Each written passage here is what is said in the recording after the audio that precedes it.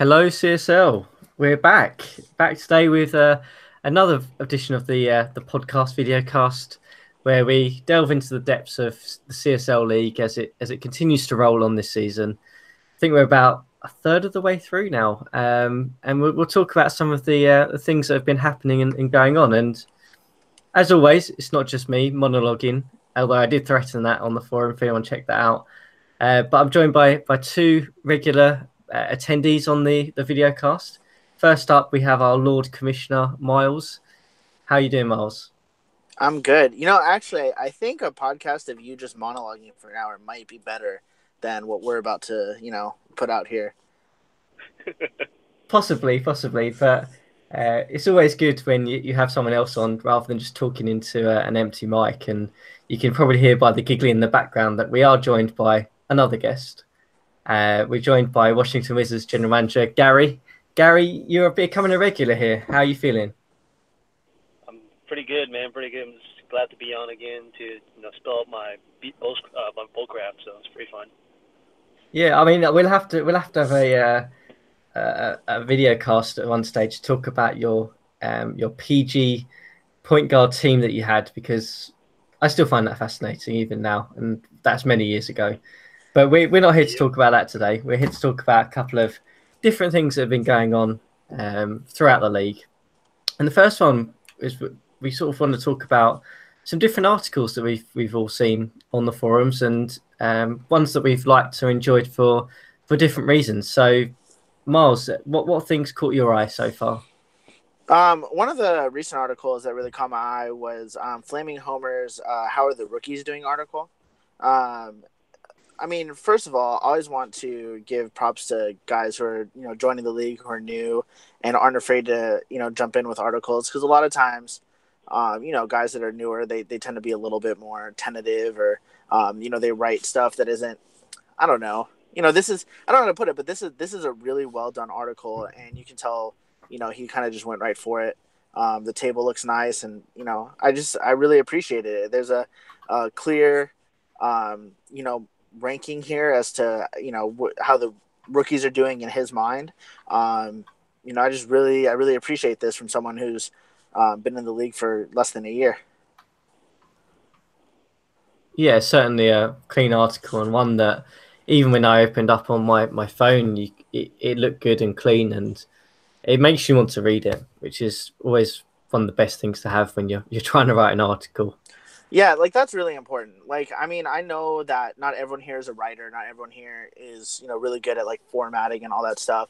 But I think the single most important thing is keeping it clean, because, you can write the most incredible article, but if it's hard to follow, if it isn't easy to break down, it's really hard to read. And so even something like this, where, like a lot of these players only have like a sentence, maybe two, under like two sentences explaining them, it feels like so much more, just because it's so easy to just kind of digest.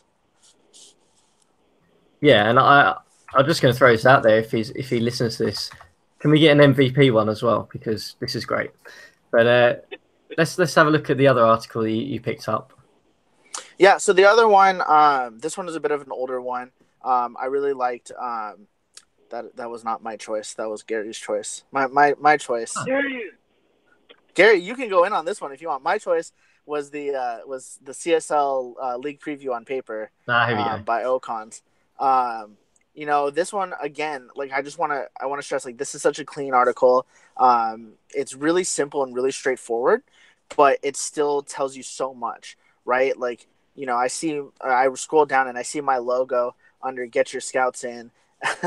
Thanks, Ocons. And also under shots. And I know, just like I expected, but still, like, I know that this is a team that was going to be able to score the basketball and do very little else.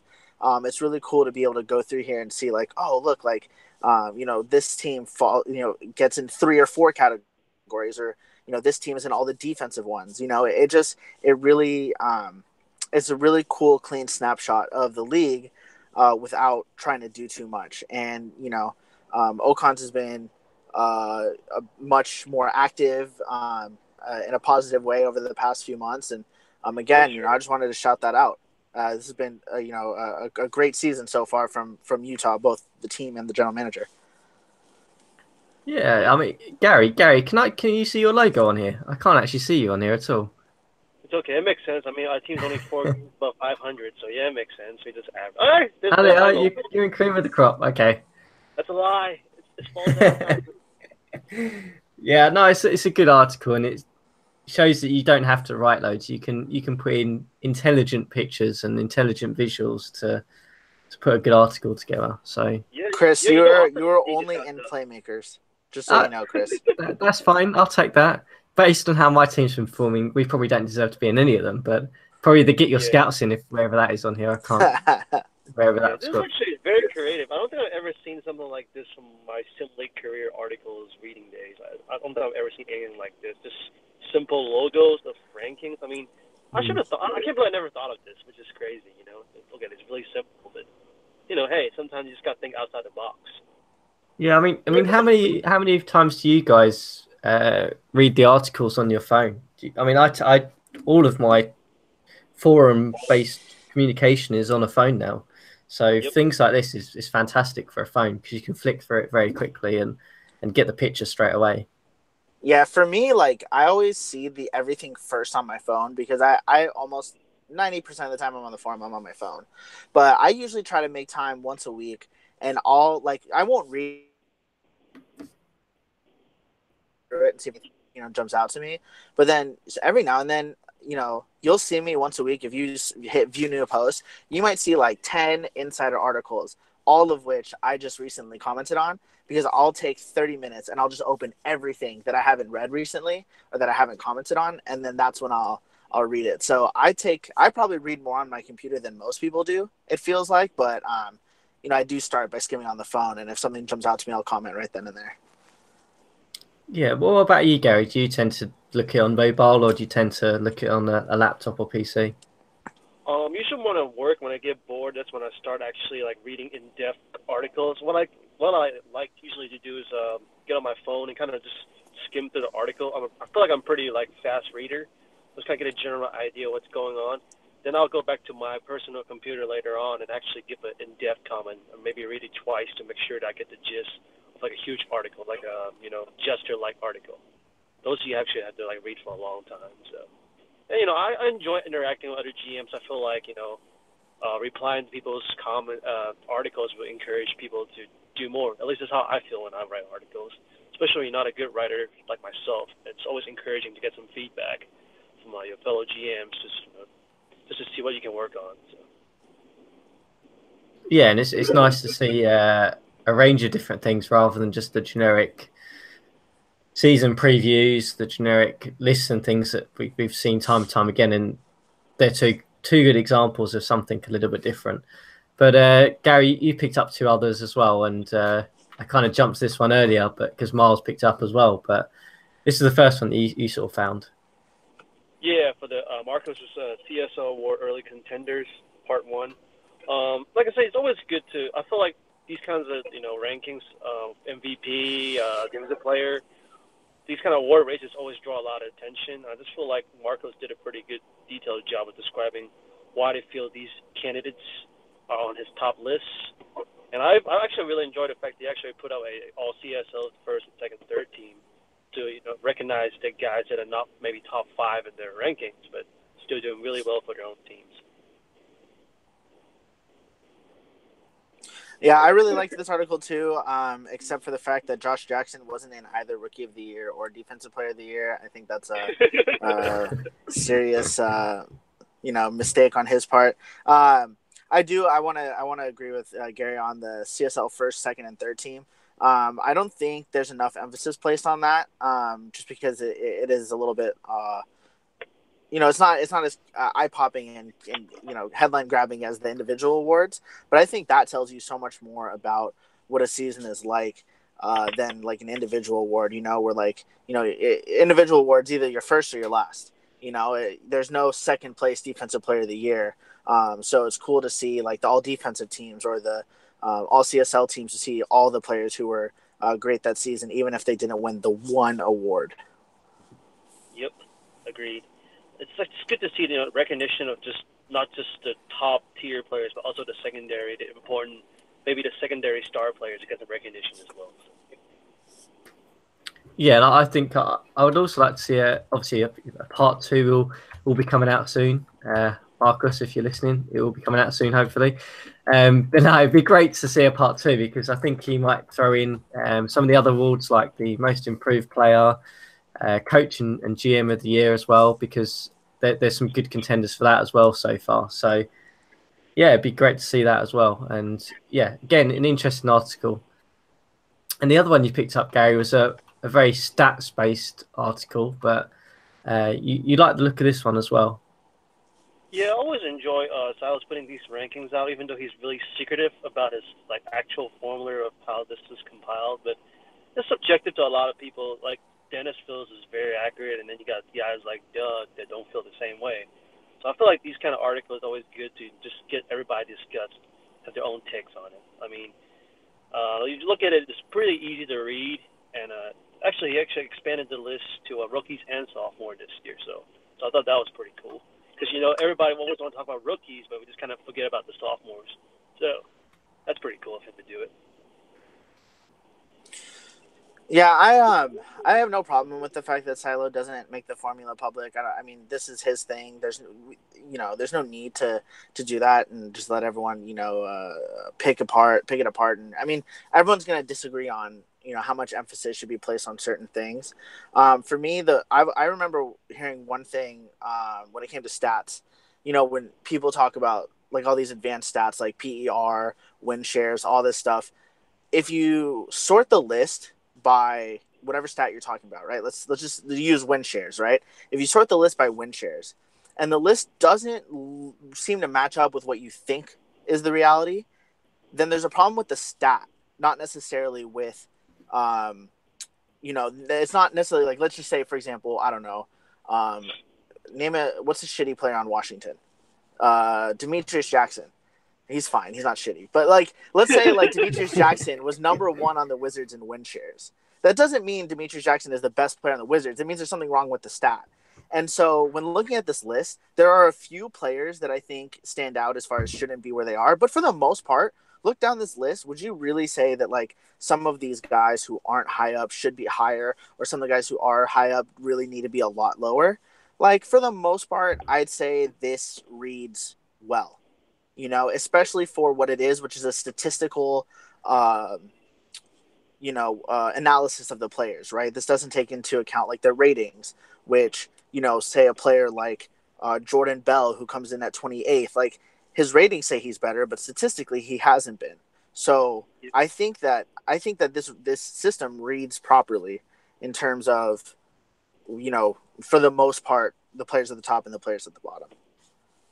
Yeah, I think the problem that you have with all these advanced metrics is that it comes down to sample size, as it usually does. Is that the top players will have lots of minutes and therefore will have more opportunity to pull in some of the metrics, whereas the middle tier guys, the bottom tier guys, you'll either get real abnormalities with their rating because they'll do a fairly good performance in under 10 minutes, for example. But that doesn't mean if you extrapolate it, it's not going to be a 30-minute performance because there might be other flaws in their game. Likewise, with some of the mid-tier guys, they may be behind a lot of players in the depth chart, or they may be playing with certain personnel who improve their game and hide some of their flaws that you don't necessarily see with these metrics, which I think is kind of where Doug's argument was going with some of these guys. But no, it's an interesting set of stats, and I think it's primarily accurate if I had to judge it. I don't know what you guys felt. Do you feel it's fairly accurate of the rookies and sophomores? Yeah, I feel like it's pretty accurate, yeah. I mean, if you look at it, like I said, some will argue that it's a play style, strategy, playing time, but, I mean, statistics-wise, I feel like this is pretty accurate. I mean, these guys are exactly performing how they should be according to statistics. I mean, yeah, we can always argue about, maybe Miami likes to run a 9 pace, you will increase the pace, and that's why the stats are inflated. But still, I mean, they're still putting up good numbers. I mean, look at Joshua Smith. That guy is putting up very, very efficient numbers. So even though I feel like Milos is a better player, in my opinion, but Joshua Smith is performing better maybe under their system. Yeah, I just want to go back to, like, you have to take this for what it is, which is strictly a statistical analysis of what their on-court production is. Like, if anyone is taking this ranking and using it in trade evaluation or using it in player evaluation, you're using it wrong. This is not you're not supposed to do that. And that's the thing for all of these, like, catch-all stats. Like, if anyone uses PER or win shares or whatever else, efficiency and DDS, whatever the hell that stat even stands for, that is the wrong way to go about it in my mind, because there's so much that goes into this. Like, again, like you said, Joshua Smith has a higher rating than Milos. Not only is it not necessarily that Smith is a better player than Milos, but they bring entirely different things to the table. Same with, like, even just De'Aaron Fox versus Milos. Like, they're different players, and so to use this as a way to compare and evaluate and assign value to players, like, that's wrong. Like, that's not what this is supposed to be used for.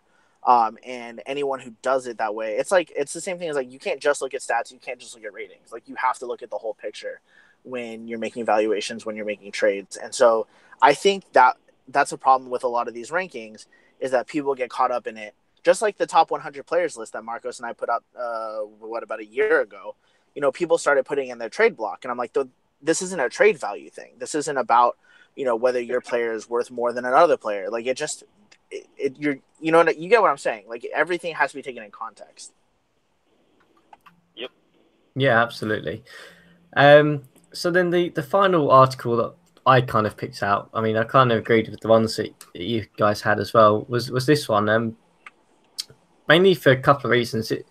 In terms of, wasn't amazing in terms of the graphics, in terms of the content, but a fairly new GM writing about his team, which for me I found interesting because, one, I can't remember the last time I looked at the New Orleans Pelicans in the CSL, because the amount of GM changes and the amount of roster changes that team has had in the past few years, I haven't really paid too much attention to them. But this article kind of made me sort of look and think, oh, that is actually quite interesting, that there is a GM there and he is actually putting a plan in place and trying some things out. And Vucevic seems to be doing okay so far. So it kind of actually engaged me and made me want to sort of find out a little bit more about the Pelicans as a team, which I kind of have done since then. So that's why I kind of wanted to throw this article out there as one that I sort of found interesting. I think it's funny that the most overlooked trade of the offseason is the most overlooked article since it was written, because it did not get very many comments. And I can't really say too much because this is my guy. I used to live with this guy. So all I'm going to say is this article sucks. His team sucks. And I hope they all crash and burn. I'm glad you threw that in there, because I didn't want anyone thinking you was flatmates with Vucevic, because that would have been a very weird conversation we'd have had to have gone into then. We would have definitely had to have that conversation, and I would probably have much better things to be doing with my time if I was roommates with an NBA player. Certainly wouldn't be in the CSL. Let's say that. However, if I was, that would make me like the 32nd CSL GM from Florida, since apparently like half the league lives in Florida. So, Yeah. Yeah. So there's just a couple of articles that we've had a look at, and keep them coming, guys, because I don't know, I enjoy reading them and I enjoy seeing about different teams and different types of content. So it's great to get some different opinions and variety in the league. So let's keep it going. Agreed. It's nice to have new things to read, and I don't care if it's about your team, another team, the league as a whole, one player. Like, it's always good just to get new information and different perspectives from different people around the league. Yeah, for sure. It keeps me distracted from yelling at the simmer. So yeah, keep those articles up. You've heard it first. To avoid Gary yelling at the simmer, you have to put out more articles. Exactly. So the next sort of item on our agenda today to have a conversation about is the couple of things that have happened over the past week or so in the league, and we're going to sort of dive into one immediately. There's been a lot of discussion around this man here, Draymond Green, and the elusive trade bot that dude. the trade bot that keeps expanding and keeps rolling on and on and on when the deadline comes up and keeps going past it. But before we talk about the trade block and the deadlines and the various things that have happened with that and our views on that, I just want to throw out to you guys: what value does Draymond Green have now? Because if I go back a couple of years ago, and look at Green when he first entered the league, first couple of seasons, people were badgering around that he was, top 10, top 15 player. Is he still that now, or has his trade value slipped? I guess I'll go first. I feel like Draymond has, in my opinion, when I first drafted, because I drafted Chris Middleton, he was and then Draymond was drafted right before him. And I always felt that Draymond's more of a. This just really depends on how the GM views. You got the guys that love, defense, versatility, and Draymond is your guy. And then you want somebody who can just score the ball, and play some good defense, and that would be Chris Middleton. But I think the biggest weakness for Draymond's always been his discipline. If you look at his career statistics-wise, I mean, he's put up pretty solid numbers, but nothing that's going to scream like an all-star. To me, always been more of just like a really, really good glue guy, I would say. Like a top-notch glue guy, perfect guy to go with somebody like the Suns or the Sacramento Kings. But I just never felt that he was going to be a top all-star talent. I mean, I don't know, I just don't see it. I mean, Draymond will never be an all-star talent because that's not his game. That's not the kind of player who typically gets into all-star games. He's probably not going to be ever be on the all CSL teams other than, the defensive team, simply because, that's just not what he brings to the table. I agree that his discipline is an issue because, he's the kind of player that, if I had the ability to, I'd want him out there like 34 to 38 minutes a game, like just playing lockdown defense, probably playing at center. Obviously, I've never had him, so I don't know how his ratings translate at each position, where he's most effective. But he's a great rebounder. He's a great defender. And one of the few players who averages more than 1.5 steals and blocks per game, and he does it, pretty consistently. But he also can't stay on the court, and that is going to be difficult for him to overcome. And I just want to point out, Chris, you mentioned that Draymond was seen as like a top player over the past few years. He was not even ranked in mine and Marcos's top 100 players. And that's totally not because we looked right past him and, overlooked him. We definitely stand by that rating. That's actually one of the players that we totally missed. And I apologize. Draymond Green definitely should have been in our top 100 players list. So I guess, what you've both described there is how everyone has described Draymond Green for the past 3 years. So my question back to both of you really is, he's having his best year performance-wise. Why has his value gone down? Well, here, let's do this. I have my top 100 players list pulled up. It's somewhat changed since then. Al Horford is obviously not a top 20 player anymore. But let's just figure out where he ranks. That's fake news, by the way. Don't listen to that. Al Horford is still a top 100. He's not top 20. Get over it, Chris. So real quick, I'm going to name a player, and you guys each of you tell me who you'd rather have, Draymond Green or this player, and then we'll figure out where he ranks. So let's start high, and we'll work our way down. Let's go Kawhi Leonard. Kawhi Leonard. Okay. Yeah, you guys can just, let's go a little bit. Damian Lillard. Lillard. Yeah, agreed. Okay. What about Andre Drummond? Drummond. Yeah. Klay Thompson. Green. Me, Thompson. Gary, how close was that for you? Was it pretty easy for Green, or would you say it was pretty close?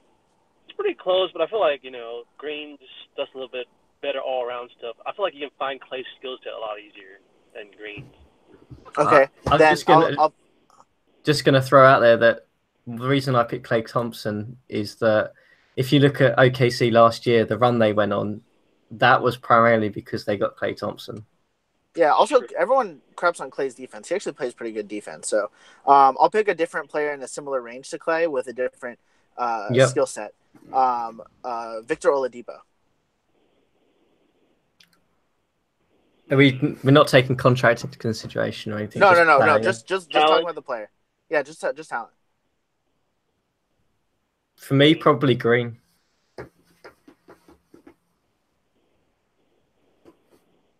Gary? Green. Okay, so basically, Draymond Green is about a top 40 player. You can quibble about whether he's like high 30s, low 30s, but that's generally where he is. And I feel like here's the problem: is I feel like based on what I'm hearing and what High Grade's been putting in his trade blocks is that he's trying to turn Draymond Green into like a top 15 player. Like he's trying to get, based on his list, he's trying to get a Kyrie Irving out of this. He's trying to get a Kemba out of this, and you have to add pretty significantly to a player like Draymond to get someone like that. I think it takes 2 top 50 players to get like 1 top 20 player, and unfortunately, it feels like High Grade's trying to turn Draymond Green into Kemba Walker straight up, right? I mean, I have no idea if that was actually a trade offer, but that's just the general sense that I get, and so I don't think he's going to find that trade, and I don't know if he's going to trade him unless he gets that kind of an upgrade. Yeah, I agree with Miles there. I just think that he wants like a top 15 guy, like a Dante Exum kind of player. It's not going to happen because, he's not that kind of an impact player. I think he's probably better off trying to trade Draymond for like a package of like picks and high upside guys. That would probably pay off as a better, payoff at the end. Because I just don't think that people are going to, especially Draymond expiring, that means people are probably going to blow their money and max him out. I mean, you could argue that Draymond, is he a max guy? I mean, I don't know. But, he's going to get maxed this offseason because, people are just going to price drive him. So that's another factor you got to factor into. Yeah, I agree with everything you just said there. If we're saying he's a top 40 guy and based on the valuation that he's trying to get for him, you need to add some significant value. The problem for me is the contract as well. Is that would I really want to pay maximum salary to Draymond Green? Do I really think he has maximum salary impact? Probably not.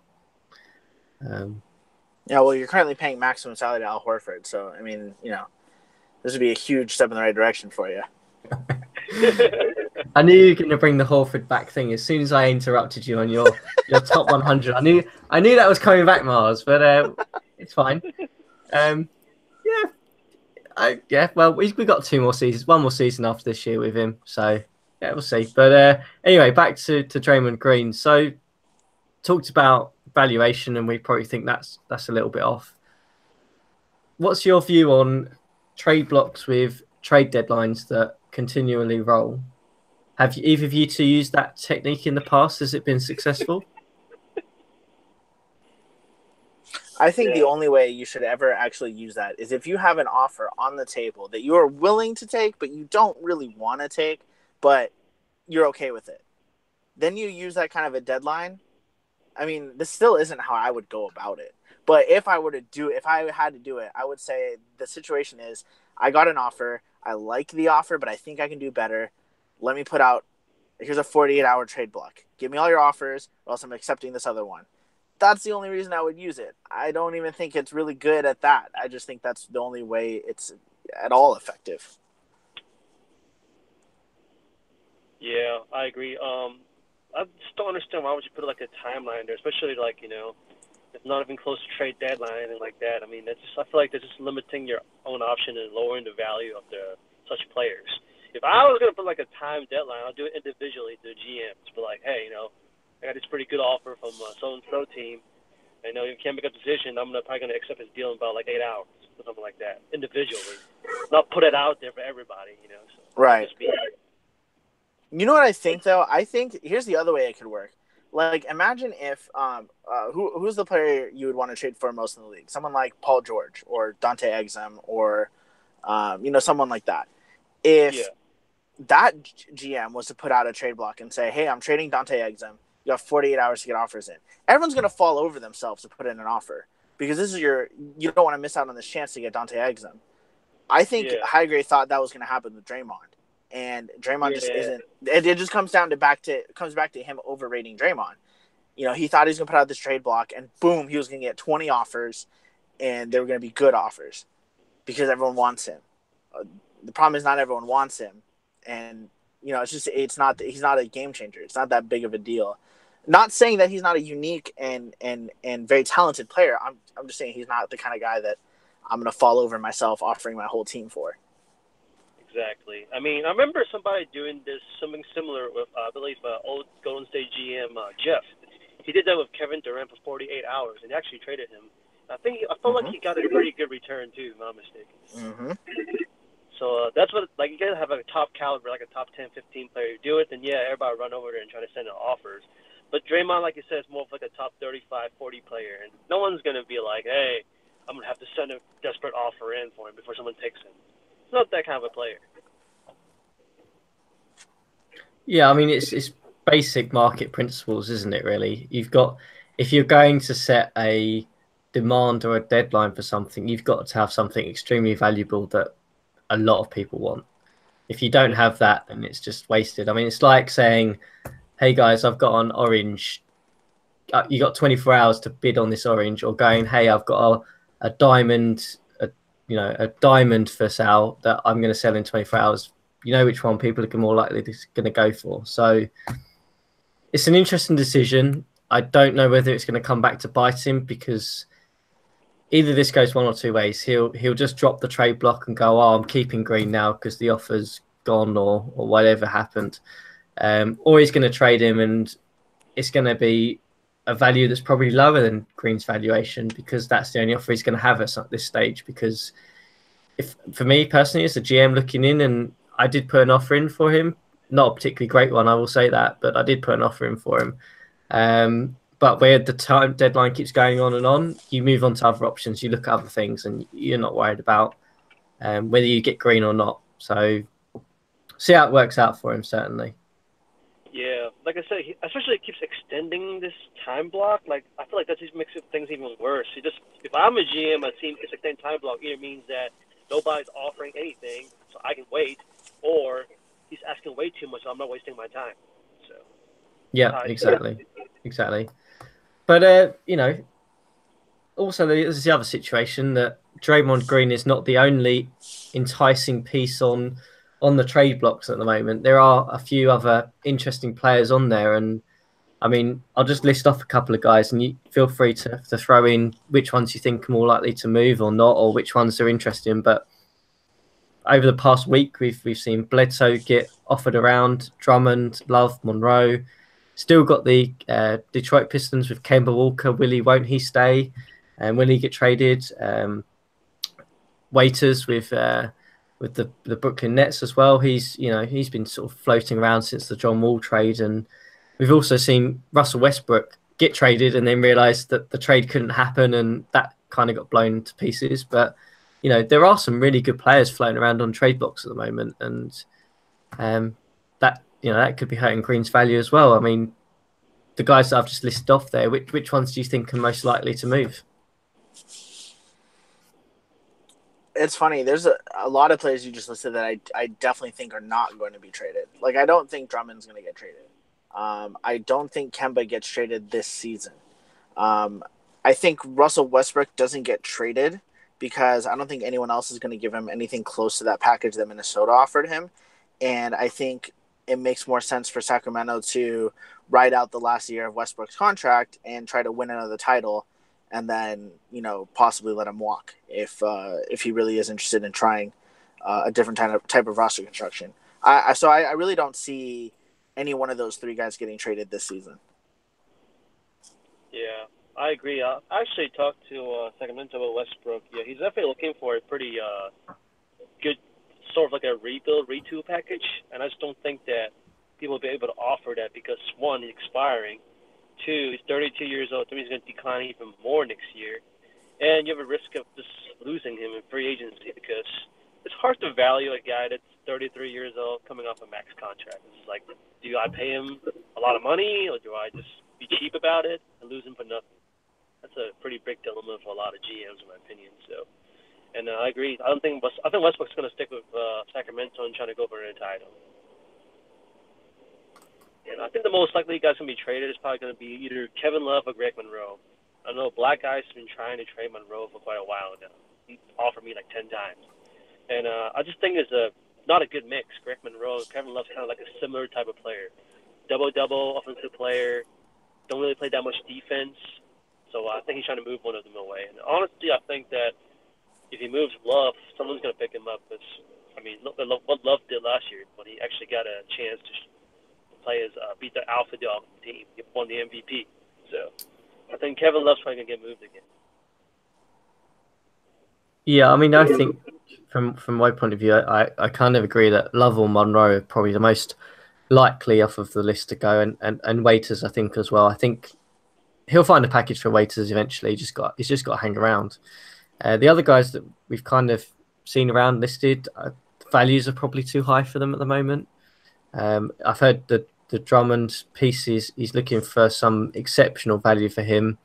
Bledsoe, I don't think will move because of OKC are doing well, and Bledsoe is one of the reasons why OKC are doing well. So strange move if he does decide to trade him away. Same situation with Detroit and Kemba. And Westbrook, Gary, you kind of listed the points off as well. So, yeah, I mean, there are some good guys floating around. But we'll see what happens. There's still a lot of time before the trade deadlines. Yep, and Terry Rozier, I know 8 times trying to trade him. And Stanley Johnson Jr. He's been floating around a lot recently. So one of those guys I think will actually be moved because of his cap situation. He's looking at it. Starting next year, he's going to have a lot of problems keeping that core. So you need to get rid of either SJJ or Rozier. Yeah. But, one team that hasn't made any dramatic moves, and one team that I expected to make a lot of moves this season because, they're aging and allegedly we're going to get worse off this season, but seem to have aged like a fine wine, as I said to you guys earlier, that they seem to, I don't know how they do it, but they seem to be performing at the best they have done for a long period of time and are starting to look like contenders again. The Dallas Mavericks with Paul George, Derrick Rose and Fareed, the guy they picked up in the offseason. But just interested to see your thoughts on them. Is this the season that the Mavericks win it all? I feel like this is their best chance to come out of the West. Obviously Sacramento still looms large, especially if they keep Westbrook. But Phoenix isn't the same as they've been in years past. Utah and Oklahoma City, both of them are. Ocons isn't new to the playoffs, but he's new to the playoffs with DDS as he finally has the game this year. And so I feel like this is an opportunity where the teams that have the talent to take out Dallas aren't going to be in a position to do so. I know Houston and Memphis both already have 20 wins, but I think for both of them, there's a little bit of fool's gold there, and like they're not necessarily going to be, that good when it comes to the playoffs. So I think they have a great chance to come out of the West. I think this is one of their more balanced starting fives. Obviously, they have very little depth. They have a couple of players on the bench who can contribute, but not much. But what else is new in Dallas? So if they can stay healthy, and if Sacramento ends up finding that package they like for Westbrook, I think they're my favorite to be the Western Conference representative. If Westbrook doesn't get traded, then I think Sacramento's still the favorite, but Dallas is number 2 either way.